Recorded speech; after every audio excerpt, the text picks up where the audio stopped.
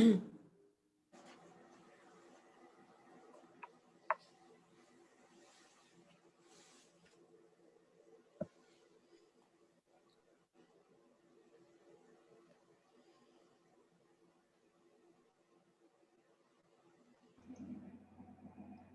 right, good to go. Pass it over.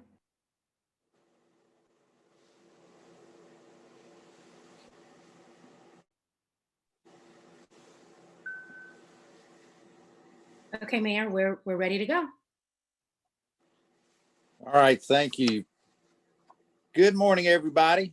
My name is Woody Washam, and I'm Mayor of Cornelius. And welcome, sincere welcome to everyone on the call today, on the Zoom call today, related to our coffee chats. It's going to be a big year for our coffee chats, and I hope you're as excited about it as I am. This is the first one for the year. We had to move our January coffee chat because of the holiday. So this is our very first coffee chat of 2021. It's hard to believe it's February 1st, isn't it? But it is what it is, and we move forward through this year. I'm confident that it will get better and better as our year progresses, and we've got a lot of great stuff going on in our town. I do want to remind everybody, if you will walk through the year with us for our coffee chats, you'll be exposed to some great topics, things that I know are on your mind. This particular coffee chat is related to transportation. It's one of the most important issues to me and our board as we look at all the issues that we face, but a lot of other important issues coming up in subsequent months ahead. In March, we will probably, this schedule is a little bit tentative. We hope to be looking at our housing study on workforce housing.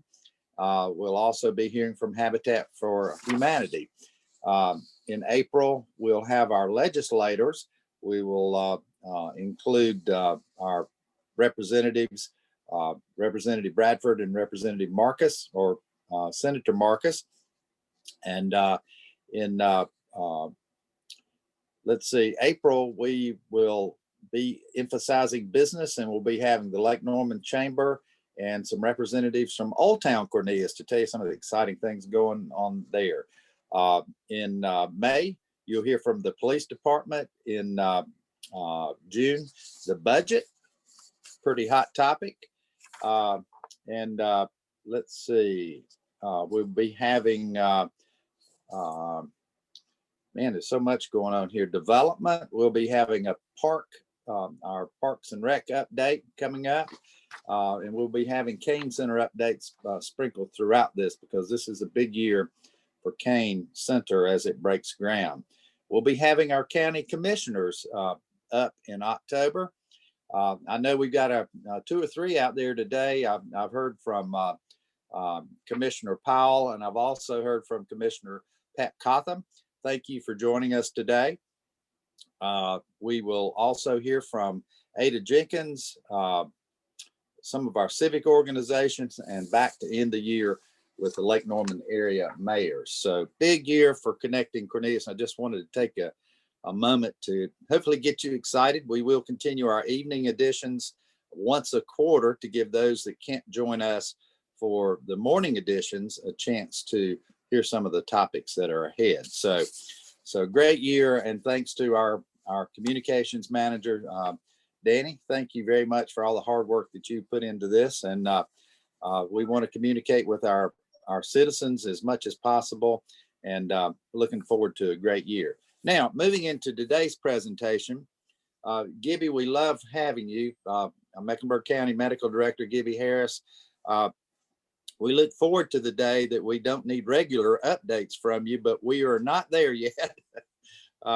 Unfortunately, we're not there. So as long as we need these updates, we'll be calling on Gibby Harris to provide those to us related to our pandemic and the vaccination process and so forth. So Gibby, tell us what's going on in your world, and how are things moving along? Well, good morning, Mayor and other commissioners. I was listening to your list of things that you were going to be talking about over the year, and hoping that although they're all very interesting, that you don't need me there as well. I'm hoping for that day, but at the same time, I want to recognize the fact that our pandemic is still at a very high level in Mecklenburg County. Unfortunately, our numbers are still high.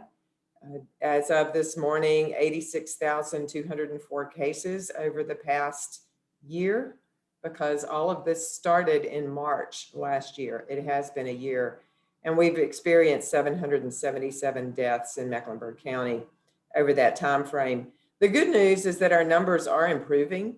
We are seeing some slight declines over the past 3 to 4 weeks, and we're hoping to continue to see that. Our hospitalizations have gone down a little bit. Our numbers of cases each day have gone down a little bit, as well as our positivity rate. So again, we're moving in the right direction. We just hope to continue to sustain that as we move forward.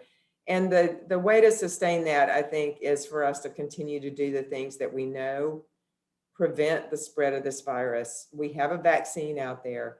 Unfortunately, it's not getting in arms as quickly as we'd like. We still know that we have a lot of people in our community that are uncomfortable with the vaccines and not sure that they want to take them even if they're available.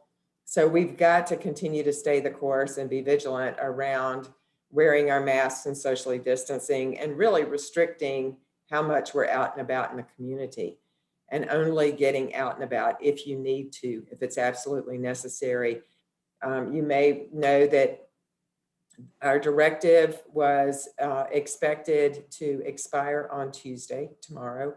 We've decided to extend that through the month of February. That is consistent with what the governor has done with his modified stay-at-home order. It's consistent with the directive that has come from our DHHS secretary as well. And the main reason for our continuation with this is just to continue to reemphasize to our community the need for people to do the things that prevent the spread of the virus. In the meantime, we're doing everything we can to get vaccine out. We are struggling with the allocations that we receive of the vaccine. It's not enough to meet the demand. We have lots of people who want to be vaccinated, and the amount of vaccine is just not there to allow us to do that. We're trying to stick to the state's requirements for who gets vaccine right now. So we're still in groups 1 and 2. Group 1 is really mainly healthcare workers, as well as our long-term care facilities. And that includes our assisted living facilities and our skilled nursing facilities. And then group 2 is anyone 65 and older. That's creating all kinds of angst for lots of people. We get emails on a very regular basis from individuals who want to know when they're going to be eligible for vaccine. We are trying to plan ahead so that once vaccine is available, we can get it out as quickly as we can. But just know that the vaccine that's coming into the county is going out as quickly as it's coming in, and that people are being vaccinated. Everyone is aware, I'm sure, of the big event that happened at Bank of America this weekend. The state is going to be focusing over the next number of weeks on vaccine in counties, not necessarily some of the really large events. And we are looking at how we can make that available in our community, not just through the sites that we have scheduled. So you'll hear more about that as we get events in the community scheduled. But again, the vaccine, its allotment is limited. So we just ask for people's patience as we try to get the vaccine out. And I think I'll stop there. I imagine there's some questions that people do have, and I'm happy to answer those. But those are the main things that we're focused on right now, is just staying the course with our prevention work and trying to get vaccines out at the moment. So Gibby, once there's been a good many people that have been vaccinated. So once you're past your second shot, should we feel some level of comfort to get out and about again, or how should we move forward? That's a great question. And the answer is not necessarily what people are going to want to hear. Unfortunately, after you have your second shot, you are less likely to be infected. You're less likely to have serious illness if you become infected. There's still a lot of unknowns about whether you are, how infectious you are to other people, even after you've been vaccinated, if you happen to become infected. The other thing that we're dealing with right now are the variants. We know that, we know for absolute sure that we have the UK variant in Mecklenburg County. I would assume, I think we all need to assume that the African variant is here. We know there were several cases that have been identified in South Carolina, and I'd be really surprised if the Brazilian variant isn't here as well. We have a lot of traffic through our airport. We have many people traveling our interstates. So those variants make it challenging for us in terms of thinking about the vaccine.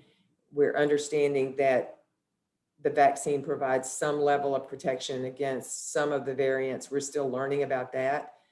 So the bottom line is we still need people to be diligent, to wear their masks, not to get out unless they absolutely have to right now. As we're learning more about these variants, and we're still having high numbers, so we know that we still have a lot of virus in our community. Thank you. Thank you. Commissioners, town commissioners, I see several of you out there. You have any questions for Gibby as we move through this here in our town? All right, you covered it well, Gibby. Thank you. Thank you very much. Yeah, we just all appreciate your work. We really do. This has been a crazy time for everybody, but certainly you at the top of the list. Now let's see. I want to really hit hard on our town updates today because I think that's probably the reason that many folks are here. Town update today is going to be related to our transportation projects, and we've got those going on all over town. We have one of our commissioners, Dr. Mike Miltick, is the chairman actually this term at CRTPO in Charlotte, and is intimately involved with not only our town, but also the region as it relates to transportation. So Dr. Miltick is on the line as well, and he'll be making some comments along the way or certainly at the end. So thank y'all for what you're doing. We're working hard to solve this top priority for me, and I know our board as we move through the time where, you know, we're past the need for some fixes out there. So Wayne Heron is our deputy town manager, and he's been intimately involved in our transportation issues for many, many years. And also Tyler Beardsley, our public works director and assistant town manager, is involved with some of the projects that are going on right now. So I want to ask Wayne to kick this discussion off. If there are questions out there, you're welcome to use the chat box on the Zoom call, or if you'd like to email us, you can email us at townofcornelius@cornelius.org, whichever you're most comfortable with. So anyway, let's kick this off, and we'll get going. And I just got a note, Danny, that there was some glitch in signing in. Commissioner Powell's having difficulty. Is everything good out there as far as we know? It is, as far as we know, but if he wants to email Town of Cornelius, I'll make sure he gets the right information. Well, Commissioner Powell just saying that she's having trouble signing on, I guess. So Okay. Anyway, I just want to make you aware of that. But Wayne, floor is yours, sir. Thank you very much, Mayor Wasserman. Appreciate the opportunity to go over our transportation projects today. We try to give these updates regularly because we're in such flux with NCDOT, and this is a topic that affects every citizen in town and is very important to every citizen. It affects our quality of life, how we get to and from church, grocery store, and to all the restaurants and things we need to do to maintain our quality of life. So I'm going to share my screen. And okay, so I think we're there. So just to make sure, does everybody see a map?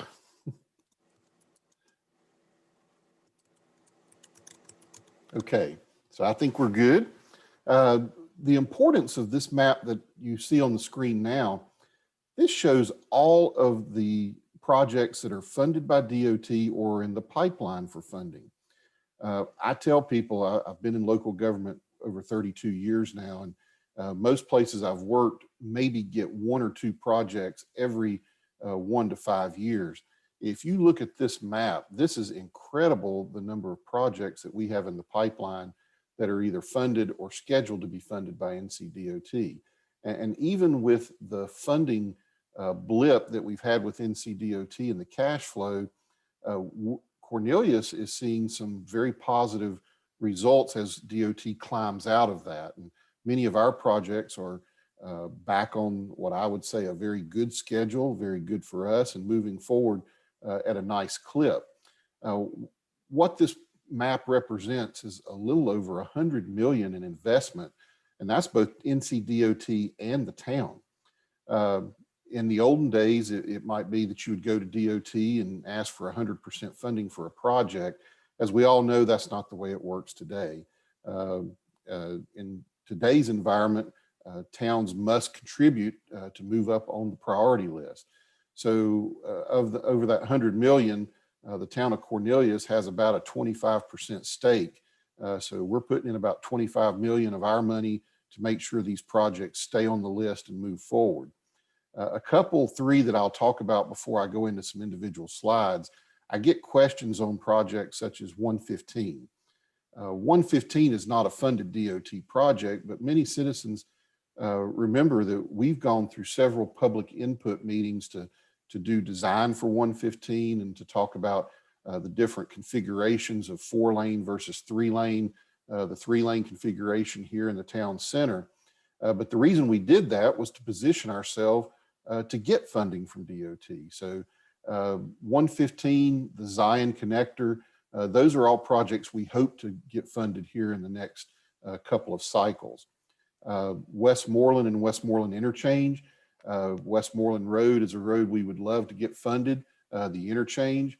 Most people know that we are currently working with Atrium. Atrium bought the land around where Tenders is located, and we'll continue to work with them to see what impact they might have and how we might move with NCDOT on transportation improvements around the Westmoreland area. Also, the Bailey Road flyover, which would go behind Grace Covenant and give us a crossing over the interstate without an interchange. That's something we feel like we need for the future. That is currently in DOT's plan for around 2032, but we all know how that works. It's probably going to be 2034 when it's all said and done, but at least that's on the plan. It's being thought about and it's being considered. So with that, let me jump into some of the more, not the projects that we know more about and we're more interested in. Our Torrance Chapel project. And one thing, and I'll jump right back to this map, a lot of citizens call and say, I hear you talking about 5906 or 5621. Well, what does that mean? Well, in the DOT world, we have to use these numbers. So a lot of times we forget to talk in layman's terms and use the road name. And those of us who have been doing this a while, you'll see on this map, all these projects have a DOT number. The dual roundabouts at Catawba are 5621, Torrance Chapel is 5906. So if ever you see a number and you're wondering what that is, feel free to call us and we can identify what that might be and what that project is. But Torrance Chapel to DOT is known as 5906. A couple of slides here.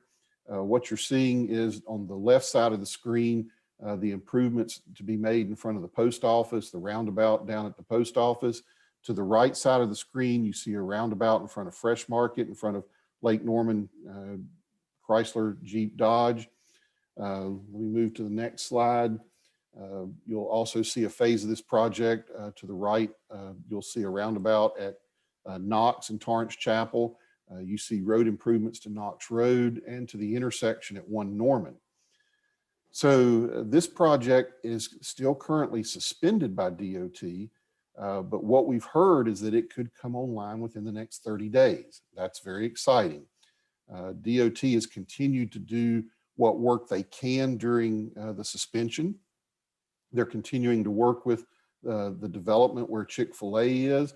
What we've said before is phase 1 of this project will be the intersection at 1 Norman, fixing the curvature of Knox Road around the Chick-fil-A and Five Guys development, and then adding the bike lanes. And there's supposed to be a crosswalk right behind Aldi.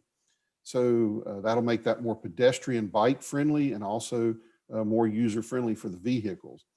That development with Chick-fil-A is almost 100% built out. And the good thing is, I don't think we've had any major glitches in traffic. And DOT is working very closely with them to try not to have any glitches. And that development will pay for and will provide much of the improvements around 1 Norman and around Knox Road. As you come around, that phase 1 will also include that roundabout at Knox and Torrance Chapel. Let me just go back to that previous slide. Phase 2 of this project will be the roundabout at the post office and the improvements there at Gold's Gym. And then phase 3 will be the roundabout in front of Lake Norman Jeep Chrysler Dodge. So we anticipate that project coming off suspension in the next 30 days. They'll continue with the right-of-way and the utilities, and we anticipate them starting construction next calendar year. Let me move forward to, this is the dual roundabout project at 21 in Catawba. The good thing on this one, we just learned last week that DOT has reactivated this project. They anticipate the right-of-way will be completed within the next 9 months. They're also continuing their work with utility relocations, with Electricities, with Duke Energy, with Continuum. They believe they can do most of that utility relocation during this calendar year, and that the new construction will start during 2022. This one has a very short construction schedule. They believe they can actually finish this within a calendar year. So they believe it'll be complete within 2022. The good thing about the Torrance Chapel that I mentioned before and this dual roundabout, these are the 2 projects that have the most impact on how the diverging diamond functions. We still have days where people have trouble getting up the ramp and getting onto the diverging diamond. We have days where it backs up on Catawba coming from Town Hall. These 2, what we call the bookends on either end of the diverging diamond, will greatly impact and improve how the diamond works, and will keep that traffic moving more freely. So we're really excited about these, what we call the 2 bookend projects coming in the next couple of years. This project that I'm showing you now is a proposed roundabout up at North Main Street and Davidson Street. This project is still currently suspended by DOT, but again, what we're hearing through the grapevine is that it will come off suspension within the next 30 days. Now, one of the great advantages that we're seeing here in Cornelius as DOT improves its cash flow is that they are trying to prioritize what used to be labeled as bonus allocation projects and small intersection projects. That helps us immensely because Torrance is one of those bonus, the dual roundabouts, as well as this one at Davidson and North Main.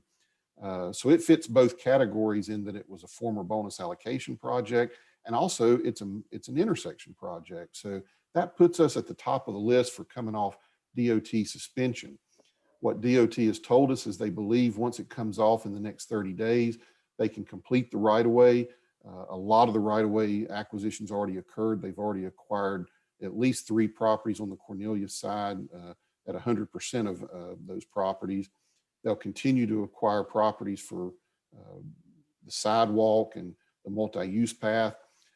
This is going to be a great project, not only for access to the YMCA, because as most of you know who patronize the YMCA, getting in and out of there at certain times of the day, whether you're coming to Cornelius or going to Davidson, it's very difficult.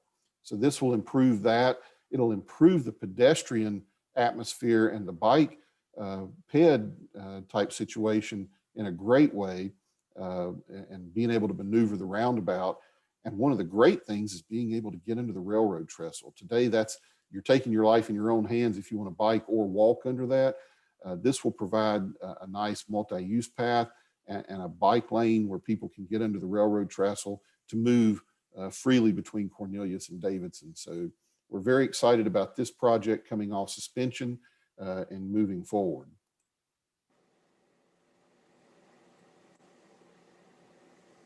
Bailey Road Extension. This is one that a lot of people don't talk about a lot, but it's going to have a significant impact.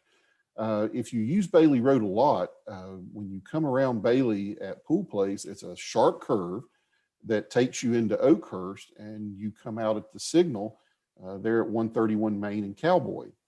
What this will do is keep that road going straight through over to 21 so that all the traffic is not going through Oakhurst, is not crossing over the greenway that we have there right next to Oakhurst, but it'll take the majority of the traffic right straight out to 21, kind of directly across from Grace Covenant. So this is a great connectivity project. It has been reactivated. It was one of the first to be reactivated because DOT saw it as a fairly easy project.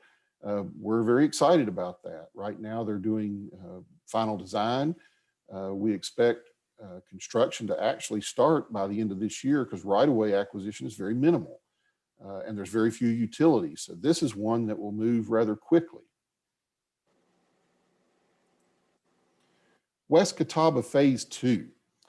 This is one that's so important to all of us, but unfortunately, it's still suspended and has been moved out a couple of years. You'll see the anticipated dates are now 2026 to 2028. Couple of reasons that it remains suspended and that we're having some trouble here is that the cost. The original cost estimates, and I say original, this one's been on for quite a while, but the last cost estimates back in 2014, 2015 were in the $25 to $28 million range. This one has now ballooned up to about 50 million. That one's a hard pill to swallow for DOT. That's hard to get it back in the mix. But as soon as we do get funding to the point where this one can get back in the mix and be reactivated, we're told that it'll be 2026 to 2028 construction. We're still excited that this is a greatly needed project. I get a lot of questions. How does the delay affect some of the developments that we're looking at along this corridor? I don't want to steal our planning director's thunder when he comes up in a couple of months, but it does have some impact. And NCDOT works very closely with us that if the town board makes a decision to approve a rezoning project, DOT works very closely with the development to phase and to control what parts of that development come online based on what capacity is available in the network. And we've gotten a lot of questions lately. You know, a lot of people like the Aldi. They think that's a great grocery store up at Chick-fil-A, but out here at Westmoreland, we're looking at a new Lidl. Lidl's part of the Alexander Farm development. Yes, DOT will look at the year that West Catawba is to be constructed. They'll look at improvements at the roundabout on Westmoreland Road, and they'll determine that if the traffic at Lidl can be handled. If it can't, they'll hold the permit for it, and they'll hold it till a time when it can be handled. So DOT does look at the amount of trip generation in these developments and may hold them out for years based on when the capacity is available. So that is certainly something that is evaluated and that is looked at with each one of these developments. The Hickory Street NC 115 intersection signal. We all got excited when DOT approved a signal at this intersection because we all know it's necessary. Folks coming from Mount Zion, residents looking for a second alternative outlet from Antiquity.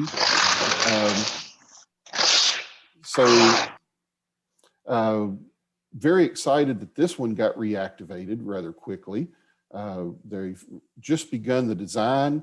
We've been told by DOT that we can expect construction in 2023, where they'll expand some turn lanes here and get the signal in.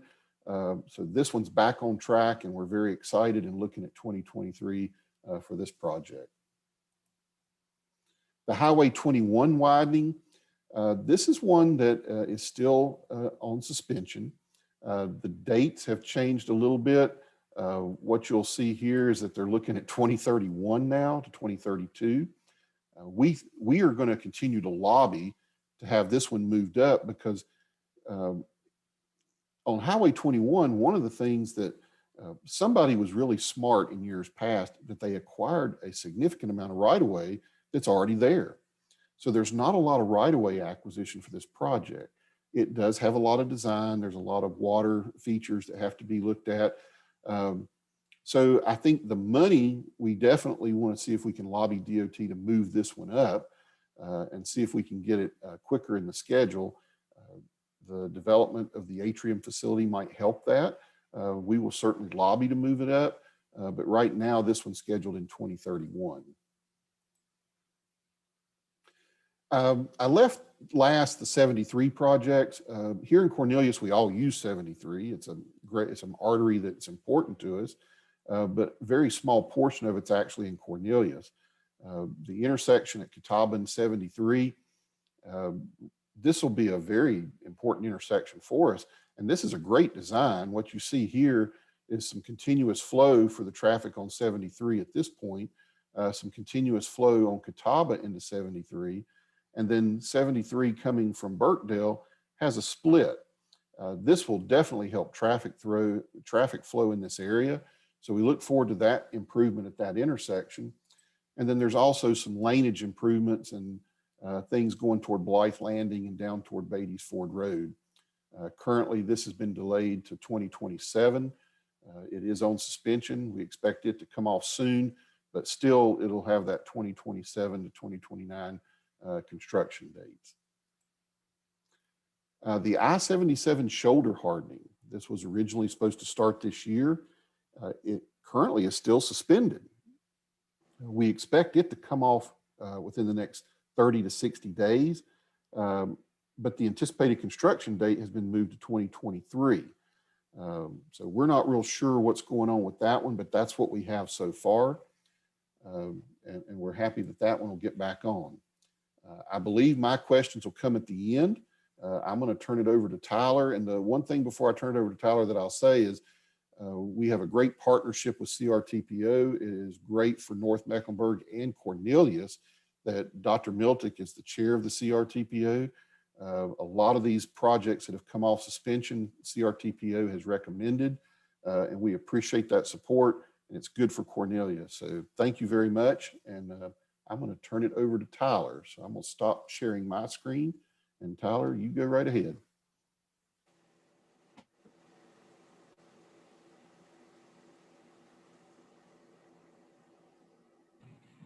All right, is everybody seeing the slide about Nanny Potts? All Yes, right. sir. So we'll go through some of the local projects. Wayne went through all the projects that have DOT funding and also town funding associated with it. These projects are only for funded with town dollars. Nanny Potts Lane, we completed this in August of last year. It connects Smith Circle to Highway 21. It comes out on 21 right near the new O'Reilly's Auto Parts where that's being built, and it connects to Smith Circle behind Cornelius Elementary School. One of our main focuses is trying to have alternate routes from Catawba Avenue, trying to take traffic off Catawba. Everyone knows that's a congested road throughout town. This is mostly focusing on the east side of 77. There's not as much of a grid system and not as much connectivity between neighborhoods. So that's what we're focusing on, and Nanny Potts is a way to do that. So that project was completed in August and open for traffic now. It's been a great benefit. The next project is Bailey Road and 115. This project is technically underway. It just started. The contractor has put up construction signs. They should be working on erosion and sediment control later this week, and we'll be getting into actual construction in mid-February. There will be lane closures, a lane closure most of the day between 9 a.m. and 4 p.m. We're missing the peak traffic hours.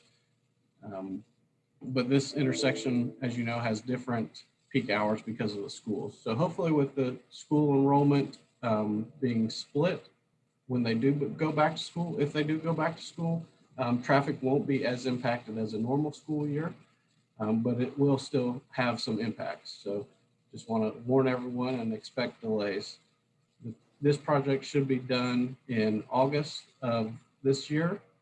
We're adding turn lanes and extending turn lanes in all 4 approaches. So that will be adding capacity to this intersection.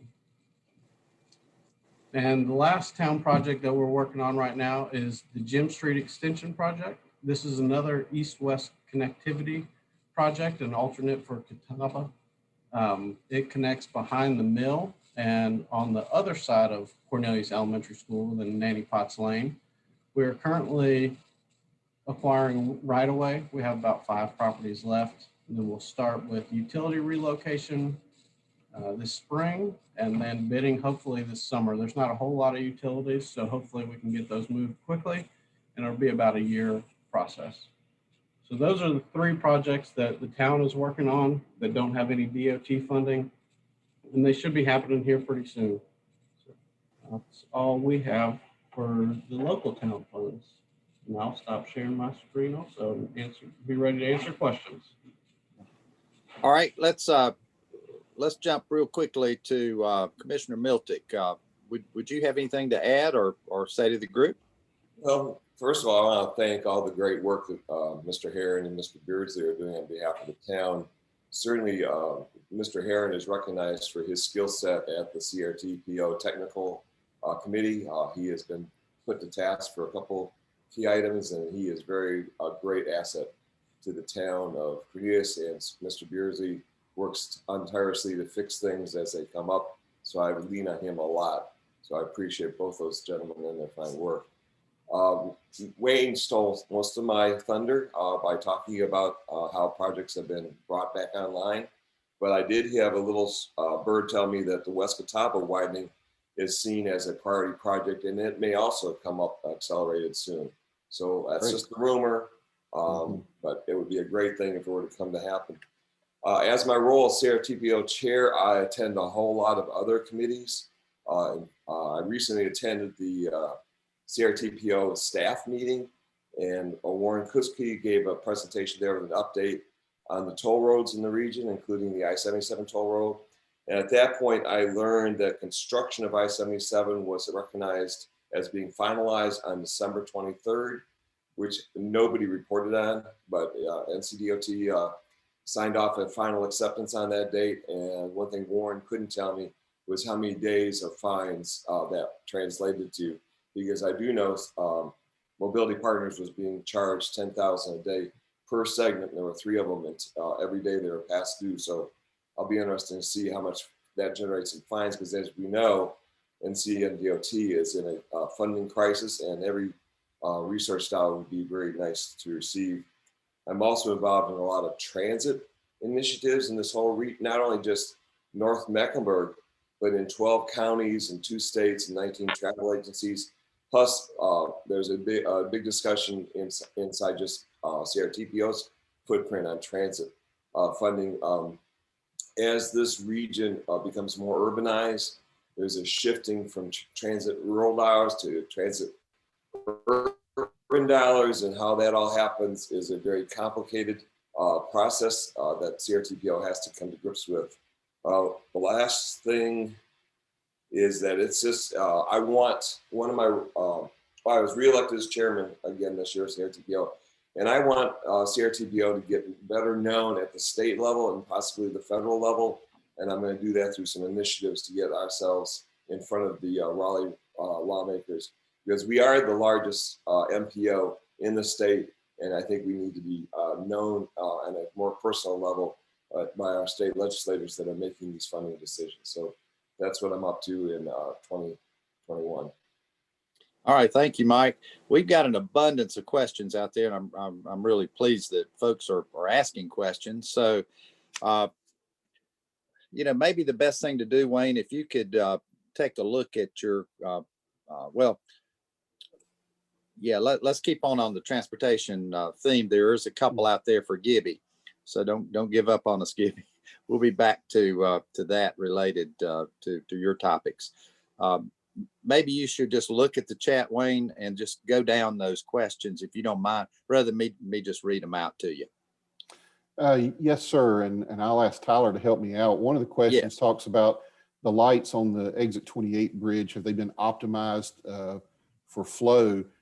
Tyler, if you could talk a little bit about the rhythm system that is out there and how that works. And I did mention that the two bookend projects will certainly help the flow of exit 28. But Tyler, anything on the other light coordination and that kind of thing? Sure. The town worked with DOT to install a camera system probably about 3 years ago on the West Catawba corridor from Highway 21 to Teton Road. The camera system monitors traffic with the camera, and it uses technology to adapt the signals. Right before Christmas, it did get out of whack somehow. So we were in contact with Rhythm Engineering, who's the company who monitors the adaptive signal technology, and they were able to fix it. I have not noticed anything since they fixed it, which was right around Christmas. I know for a couple weeks before Christmas, it was pretty miserable. So that has been repaired, and hopefully we won't have any more issues like that going forward. But we'll stay on rhythm as long as we need to keep those signals optimized. And Mayor, I'll try to summarize some of the remaining questions I'm seeing here. Yes. One of the questions is, what's the town's portion on DOT cost? It generally averages about 25%, but it's different from project to project. For example, we have a greater percentage on the Bailey Road extension and on North Cross, but in general, it's about 25% is what we put in the pot in order to get 75% from DOT, and that's the way that the shares come out today. So Wayne, why would we put money in the pot? Maybe explain that. Well, I mentioned in the olden days, you could go to DOT and get 100%, but as the gas tax does not pay for all of the requests that are out there, there are far more requests statewide than what DOT could ever fund. So now what it's become is when you ask for money, you're judged on a lot about how much can you put your skin in the game. And that helps decide whether you get an award or how quickly you might get an award.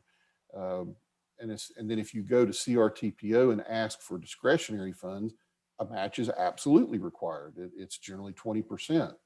So that's just the way things are today. If you want money from the DOT, because it's so scarce, you have to put skin in the game. That's just the way it works. So how much money do we have coming our way from DOT? Approximately. I know you don't know. And I'm not including the 73 projects, but everything else, the total is somewhere over 100 million, probably 140 million. And I'm estimating that we're putting between 25 and 30 million into that.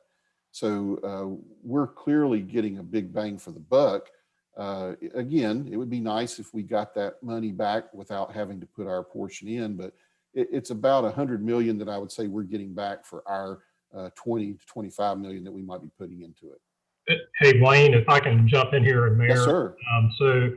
I try to keep a running tally, and I look at the 73 projects as well, because they truly impact our citizens and businesses being able to move around. So we've got roughly, as of today, about 30 million dedicated to road projects with NCDOT, but that's to obtain about 400 million worth of road projects if you add in the 73 projects. So that match is about 7%.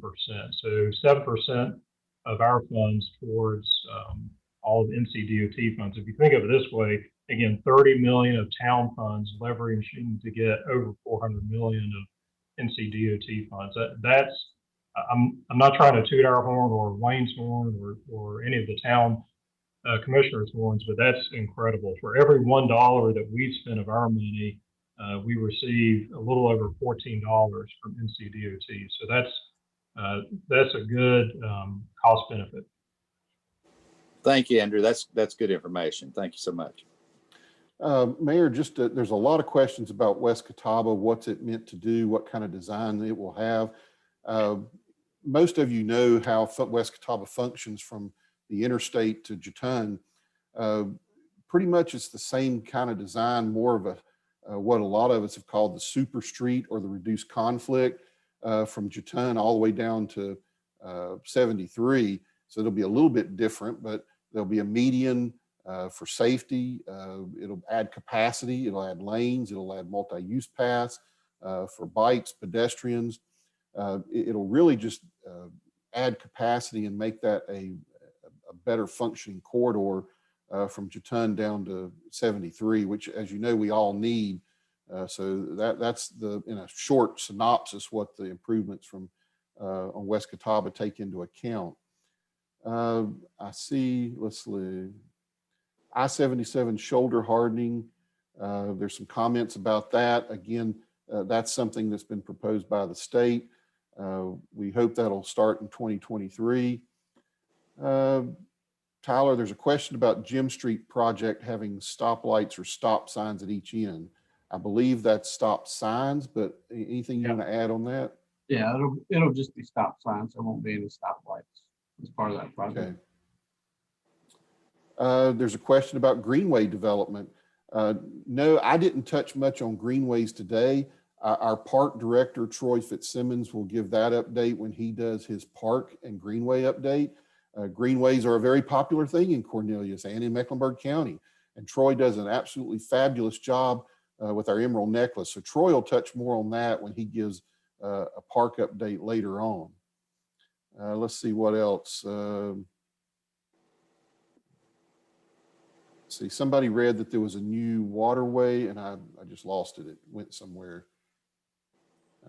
A new waterway was being built and a dam was being torn down.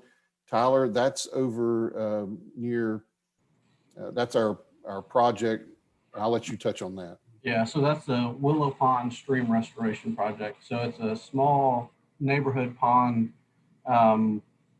just to the east of Highway 21 near the O'Reillys. And we are taking that dam out to improve water quality. And there's a bunch of bank erosions on the stream that we're working on getting those banks back to being a more stable natural stream. So that project is starting in March.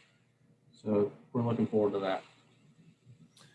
Somebody, I want to touch on this one. Somebody asked about the town board's position on the new proposed sales tax to cover transit in Mecklenburg County.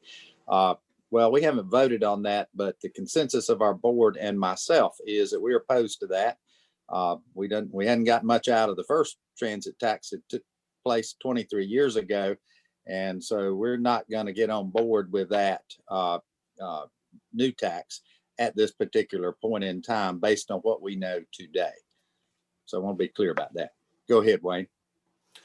Well, Mayor, most of the other questions are very detailed, and I think Danny and I can work to answer those offline. I think I've hit most of the ones that were more group related. I might stop there unless there's anything specific you want me to address. And if we need to go to Gibby or something like that, but just let me know if there's anything else specifically you want me to address. Kind of a general question. How do you think our funding compares to other areas in North Carolina? Someone asked here. Well, town of Cornelius, we are doing very well. I attribute that one to our need and how we request it and how we score. I also attribute that to the way CRTPO operates, and I also attribute that to the the formula that the state uses. I think it benefits us because it does it based on congestion and it does it based on real need. So I think we here in Cornelius are doing very well right now. We have more projects than any city our size or town our size, probably across the state that you'll find per capita. So I think we're doing very well right now. Now, do we want more? Yes. And we'll continue to ask for more. We'll continue to lobby for more because we've had some very lean years where we didn't get anything. So we'll always be at the table. We'll always be asking, and we'll always be making our case.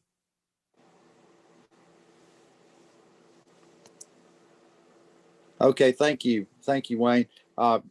Danny, do you see any other questions coming through on the email that we need to address? No more have come through on email. Now, there's some very specific questions out there, and let me say again, I saw one related to Bluestone Harbor, traffic on Knox Road, and those kind of things. We'll be trying to answer those directly. Yes. Since they're a little bit localized there to a particular area. So we'll get back with you. Please stand by. I do think there was one for Gibby Harris. I noticed early on. Danny, can you find that one for me? I think that Gibby may have answered them directly, so Okay. they've gone into a different place, but I don't know if Gibby wants to just speak to some of those questions. Sure, I can speak briefly to a couple of the questions that I've responded to in the chat. Is there have been a number of questions about the groupings and the concern that people who really need the vaccine might not have access to it anytime soon. And I hear those concerns. I share some of them. Unfortunately, we have the groupings that have been defined by the state that for use of the vaccine we have to stick to. Right now, as I mentioned earlier, we're still focusing on groups 1 and 2. I want to be clear, when the state went from 75 and up to 65 and up in Mecklenburg County, between the ages of 65 and 74, we have 80,000 residents. And we're getting maybe less than 10,000 doses of vaccine a week. So you can see that it would take a while to get through those groups. So we are moving through those as quickly as we can. We're doing the planning right now with our partners on how we're going to address group 3, which is a really large group. Group 3 includes teachers and law enforcement and TSA and grocery stores and the rest of our fire departments and any of those sorts of front-facing individuals that are working with our community on a daily basis. So you can see how big that is. And we're working to figure out the best ways to get that vaccine out once we have it available. There's also a lot of concern about individuals who are less than 65 years old who have some significant health conditions and the fact that they could potentially be exposed and the impact on their health. Unfortunately, right now they're sitting in group 4, which is after this long group. And so the main thrust here is to get vaccine out as fast as we can so that we can get it to everybody that needs it. But unfortunately, the demand right now continues to outstrip the allocations. Thank you. Mm-hmm. Appreciate your input there. Let's see if there's anything else we need to deal with. A lot of questions from folks, and I appreciate that. I will remind the folks that are listening, it's certainly okay to email us. Wayne Heron is a whiz in getting back to you. So if you have any transportation questions that maybe you failed to answer, you're certainly welcome to email me. But also you can email Wayne directly at wheron, HERRON, at cornelius.org. wheron at cornelius.org. So feel free to continue this dialogue if things pop in your mind that you wonder about. We won't always have perfect answers, but we will do our best to get your questions answered and take your input as well. If you have ideas, we welcome those. Absolutely. So we're going to head toward wrapping up. A couple of things to do that. I want to call on, she's always good on her feet. So, and I'm not always good at giving her notice, but Commissioner Sisson, if you're out there, give us just a brief 1-minute update on our small business and our businesses in town. Commissioner Sisson is greatly involved and our representative on the Lake Norman Chamber. So, so talk about our small businesses just a little bit and tell me how, what we can do to help our small businesses here in Cornelius. Well, thank you, Mayor, for calling on me. I would say the best thing that you can do to help our small businesses is to patron them. They are restricted in the number of patrons that they can have, especially our restaurants, our local restaurants. And they really do need your support. Gift cards are a great way to support our local businesses if you don't feel comfortable going to them as a patron right now until you get the vaccine and you are more comfortable being out in public. But they are definitely struggling, and we are starting to see some businesses that may not make it back online after this pandemic comes under control. We continue to do what we can as a town and as the support of the chamber to help our local businesses, but they really do need your support. Fantastic, thank you. And let me just call on our remaining commissioners that are out there and see if you have any questions or anything to add. So I'll start with Commissioner Bilodeau. Good morning, Mayor. Thank you. And I thank you to the presenters this morning. I appreciate the transportation update in particular. I get that question. I get those concerns on a regular basis. And I really appreciate hearing how DOT and the traffic flow goes into the future of our project so that we can slow things down and manage traffic. That is a key concern for many folks. And maybe as a point of privilege, I'll ask about, and I think Tyler might have an update on this, the traffic signal, the mast arm there at Catawba and Jatan Road has been down for quite some time. I think it affected the rhythm of the traffic flow for some point in time. Any update on that, Tyler? Yeah, unfortunately, it's not great news. We thought DOT had ordered the pole when the accident happened back, in April or so of last year. Well, in checking on it, we found out that DOT folks in Raleigh hadn't even ordered the pole, authorized the ordering of the pole. So that has been delayed, but it has since been ordered. So hopefully that is in the works and we'll get it here in the next couple months. But yeah, we're a little disappointed to hear that it hadn't even been ordered yet. Well, again, I appreciate the help from Wayne, Tyler, all those that, Aaron, that are involved with traffic and development in our town, because it's a key issue. It's something that I'm very concerned about and look forward to improvement on traffic flow. Thanks. Commissioner Bilodeau, if I can add, you mentioned the rhythm, how it impacted rhythm. So in the beginning, when the pole was hit, there was an impact to how the rhythm system was working along the corridor. That's been rectified.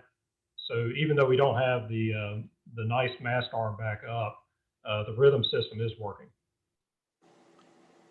And again, the rhythm system is our synchronized traffic light flow down Catawba from Jatan down to the Diverging Diamond. So just to put it in a little more layman's terms. It's adaptive, so it's not necessarily not only synchronized, but it adapts to the congestion. That's true.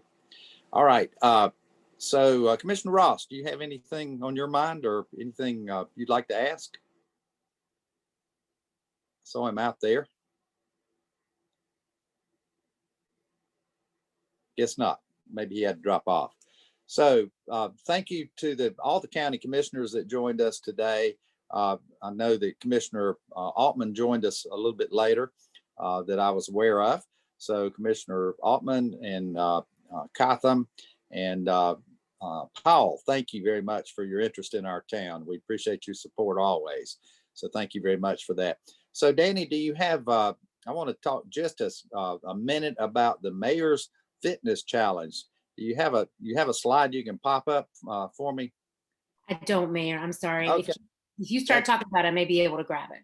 That I'll talk quickly here. So Mayor's Fitness Challenge is an effort by the 3 North Mecklenburg towns plus Mooresville to offer a way during these pandemic times, if you will, to get fit.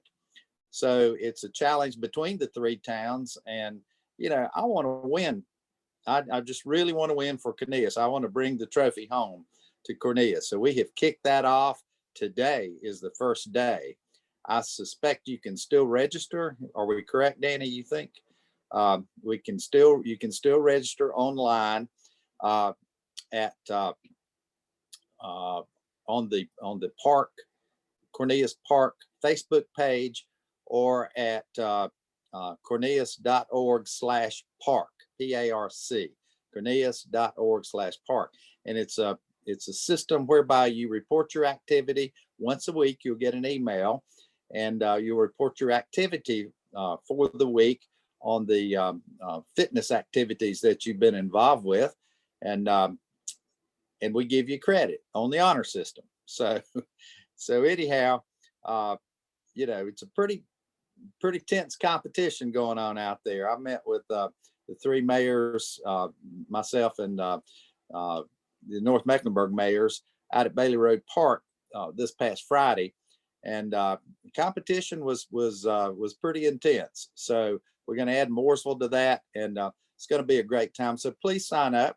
It's in a lot of fun, but it's for a good purpose, and that is getting us all more fit during these times and getting us outside doing stuff. So thank you. Is there anything else we have to add, Danny, that I need to cover before we adjourn? Nope, I think we're all good.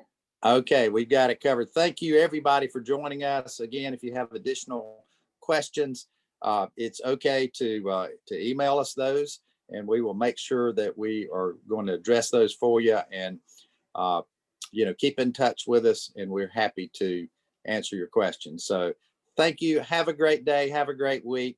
And we will see you next month for Connecting Cornelius. Thank you so much.